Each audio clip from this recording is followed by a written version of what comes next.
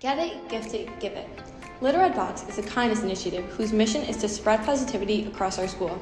In partnership with Legacy Heritage's TI Tech and MIT, the Innovation Elective set out to create a social venture that would help students reestablish relationships as we resumed regular life after COVID. When I first proposed and created the Innovation Elective 3 years ago, I don't think I could have ever imagined where it would have taken me.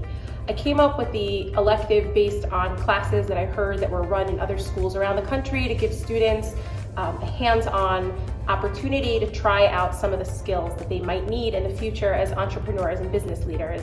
But this year, with the support of the Legacy Heritage Fund and MIT and my wonderful team of teachers who I was working with, we were able to create something where the students were literally in a driver's seat, and as the adults, we were just there kind of following in their wake and ensuring that the ideas that they had could be brought into fruition. We are approaching the holiday of Shavuot, the holiday where we receive the Torah. And we think about Ma'amad Har Sinai, and we think about Moshe going up to Har Sinai and receiving the Torah, and that's what we celebrate on the holiday. But then we go to shul and we read Megillat Ruth. What is the connection between Megillat Ruth and receiving the Torah?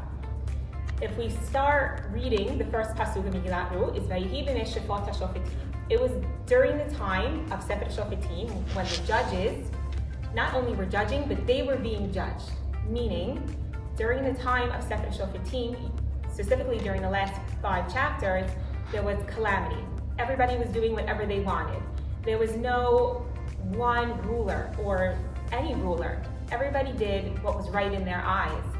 And we see at the end of Sefer Shofetim, we read the story of Pilegesh v'Giv'ah. We see that there is a civil war amongst Bnei Israel, and Bnei Israel is almost at deterioration. They are almost at separating and not having one whole nation.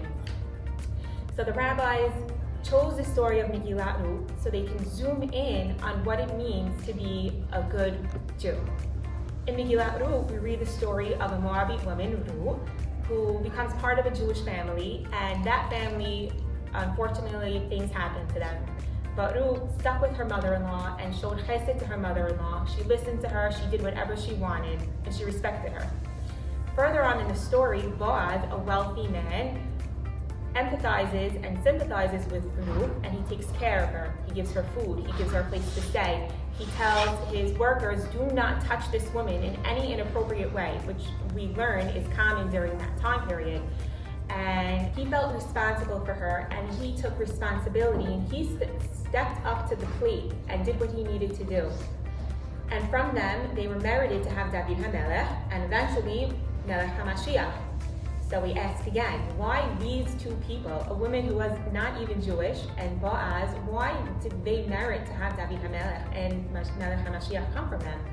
And if we look at the literary analysis of the text, we can see that the word chesed is a milah mancha, and it appears several times throughout the text, showing us that Ruth and Boaz did not do what was being done during Sefer Shofetim. Rather, they stepped up to the plate and they were trying to bring back the social unity that once was there from the time of Yehoshua. And if we find the connection between Megillat Ruth and what it means to be a good Jew, what it means to be a Torani Jew, I think that's the answer. It's about Ben Adam L'Chavero. While it's important to learn Torah and to do mitzvot like we got at Har Sinai, it's equally important to be a Ben Adam Tov, to be a good person, to care for one another, to do chesed for one another. And Miss Lamb's group saw that there was a problem after COVID where those social connections were lost because we couldn't go near each other. There was a physical separation between us, and we lost those connections that we once had. So the Little Red Box, their aim was to bring back social unity and to rebuild those relationships that we once had. Hi, I'm Rose Rubin. I'm CEO of Little Red Box. I came up with the idea for Little Red Box when we had an assignment to come up with some sort of product or idea that we could sell in school. Our class mission was to help strengthen casual relationships within school, and I thought, what about gift giving? You could send a care package to a friend and it would make their day, it would bring a smile to their face, and they could pay it forward and help spread kindness throughout our school. Hi, I'm Marco Sarah and I'm the president of Little Red Box. When we all decided to take this course, we decided to take it for two main reasons. One being that we wanted to impact the lives of students around us, and the second being we wanted to create and develop a business. We did this. Not only did we create a fully functioning business, we were able to spread kindness around our school and relieve stress off of many of our peers. Hi, my name is Maurice Buabe and I was the CFO for the Little Red Box. My job was basically to deal with all the money and all the finances and all the spreadsheets and stuff. And it made me feel really good that I could handle all the finances that helped strengthen bonds between students in the school and all stuff like that. For this project, I helped choose which products would go into the boxes that we were selling, and it made me feel good knowing that I got to choose what each person was going to get in the box. Initially, for the Little Red Box, I did not think that it was going to be the success that it was. We were so confused. We had tons of different ideas. I remember sitting in classes that everyone was screaming out different things. One person wanted to make merchandise. We had differences on the logo, the name. At one time we wanted to call it J and 16. We wanted to make sweatshirts. Then we altered all of that to the Little Red Box. And so with all that being said, I really did not think that we were going to sell out hundreds of boxes like we did. And I did not think that we were gonna actually even get a project together to begin with the whole class arguing the way we were. However, when we put our differences aside and we stuck to one plan, we heard what one person had to say, we started listening to each other, we were able to conduct a product that we sold, I would say, to almost every kid in the school, which had great impact on the school. Like, for example, the idea was to make a chain reaction between friends and students, that one person would send to another. Our long-awaited first drop took place on January 4th, 2022. We had no idea what to expect, and many members of our class had doubts that we'd really be able to pull it off. But we did. We sold out of all 100 boxes before lunch even ended. Days before the first drop, everyone was so excited. It was very unorganized, but everyone was still very excited. We went to the basement, we were packing boxes, we were buying things, sending emails back and forth. We went looking, asking different people to donate things, and everyone was just excited to get this thing going. We had an idea to have a chain reaction of kindness to spread through the school, and we were really expecting a huge impact. One of the challenges we had in the first drop was that we had many problems distributing and giving out all the boxes. And through the second drop, we fixed that and we distributed much more easily. We had many doubts when we were planning this drop. The first drop, we didn't know if we were gonna sell out. We didn't know if we were gonna reach our mission by spreading love throughout the grades and everyone. But thankfully, we did it, we got through it, and we reached our goal. We sold out. We had orders that weren't even completed, and yeah. So we were all kind of nervous in the beginning. We wanted it to be like a success. We were really nervous also. We were nervous, we were also very excited because we actually had our own idea that we were able to put out there and like have everybody else experience with us. We put a lot of work into it, it was great. We were really excited, but we were nervous at the same time, honestly. So for the first drop, we were very nervous because we didn't know what to expect, and we didn't think that it would really be so successful, so we were a little nervous. And then when we were selling boxes during lunch, it got very overwhelming because so many people wanted to buy the boxes.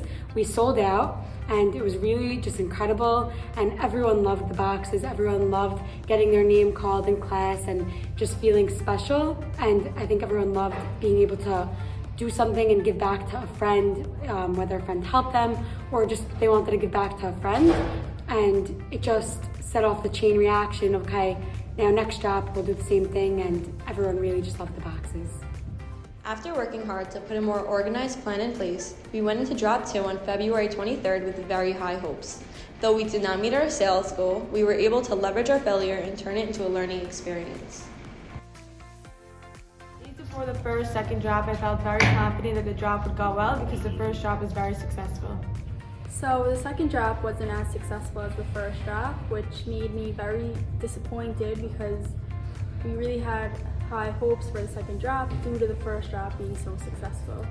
After the second drop, we failed really bad, and I think we all felt like a sense of defeat. But after that, we just put our head down and we just kept working, and we hope you have fun at what we put in front of you. Our final drop on April 27th also served as a way to show the student body everything that we learned and accomplished with Little Red Box. It was a more interactive experience as students got to pack their own boxes. My biggest contribution to this class was my idea for the event in school.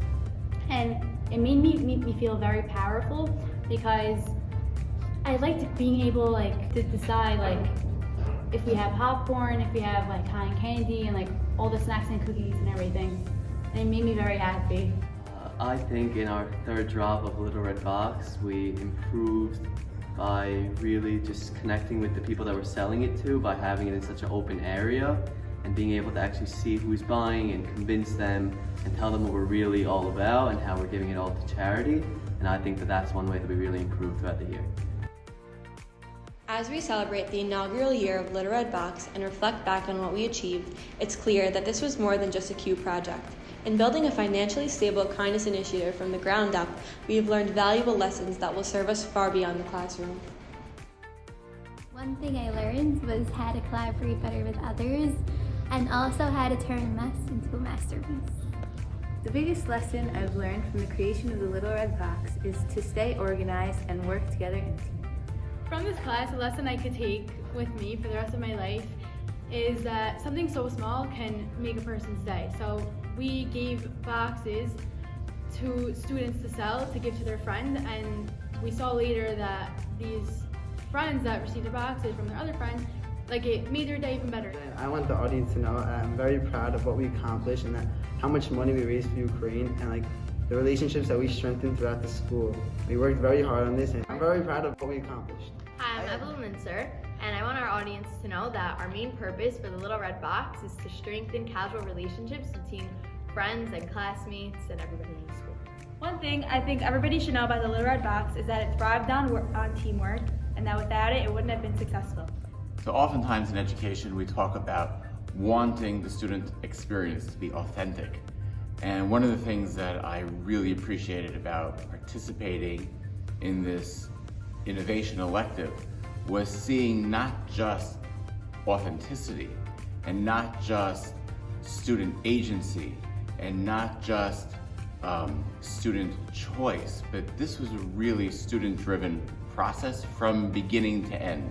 The students, from conception to implementation and every step in between, with the help obviously of Ms. Lamb, really stepped up and created something truly amazing and unique in our school.